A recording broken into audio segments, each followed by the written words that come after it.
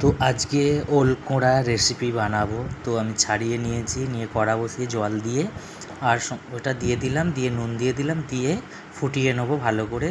জল গেলে ফেলে দেবো, তার মানে হচ্ছে কুটকুট না করে, চুলকায় অনেক ক্ষেত্রে, বর্ষাকাল আছে সেই কারণে। তো ফুটে গেছে, দেখো গলে গেছে। তো নাবিয়ে নিচ্ছে, নাবিয়ে নিয়ে একটা ঝাঁঝরির মধ্যে ঢেলে নিলাম, ঢেলে নিয়ে ভালো করে জলটা ঝরিয়ে নিলাম। এখানে চিংড়ি মাছ রেডি হয়ে গেছে, তেলের মধ্যে দিয়ে দিলাম। চিংড়ি মাছ হালকা করে নাড়াচাড়া করে ভেজে নেব। আর ওদিকে সব রেডি করাই আছে। তো চিংড়ি মাছটা দেখো ভাজা হয়েই এসছে, এবার তুলে নিতে হবে। ওর মধ্যে ফোড়ন দিয়ে দিলাম কালো জিরে আর কাঁচা লঙ্কা 2-3টে দিয়ে দিলাম। তার মধ্যে অল্প পেঁয়াজ কুচি দিয়ে দিলাম।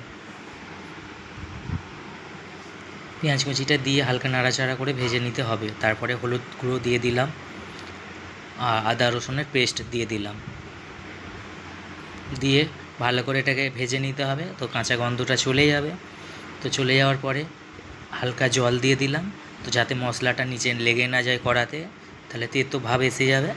তো জল দেওয়ার পরে ফুটে গেল, আর ওর মধ্যে এবার ওল কোঁড়াগুলো দিয়ে দিতে হবে। তো ছেঁকে রাখা ছিল, দিয়ে দিলাম ওর মধ্যে, দিয়ে ফের নাড়াচাড়া করে দিলাম। আর নুন দিয়ে দিয়েছিলাম ওর মধ্যে, চিংড়ি মাছেও নুন একটু বেশি করে লাগানো আছে। আর এইতে স্বাদ মতন দিয়ে দিতে হবে বুঝে। আমি চিংড়ি মাছটা অ্যাড করে দিলাম। চিংড়ি মাছ আমি 150 গ্রাম নিয়েছিলাম, মানে 200 গ্রাম ছিল, কেটে কুটে 150 গ্রাম দাঁড়িয়েছে। তারপরে নাড়াচাড়া হয়ে গেছে, দেখতেও খুব সুন্দর লাগছে, খেতেও আশা করি ভালো হবে। আমি কোনো দিন বানাইনি, এই বছর প্রথম বানালাম। সবাই বলে বাজারে বিক্রি হয়, দেখে খুব ভালো লাগে। এবার নুনটা অ্যাড করে দিলাম, আমি আগেই বলে দিয়েছিলাম কম দেবো, তো কম দিয়ে অ্যাড করে দিলাম, দিয়ে নাড়াচাড়া করে দিয়ে চাপা দিয়ে দিলাম, ব্যাস আমার রেডি।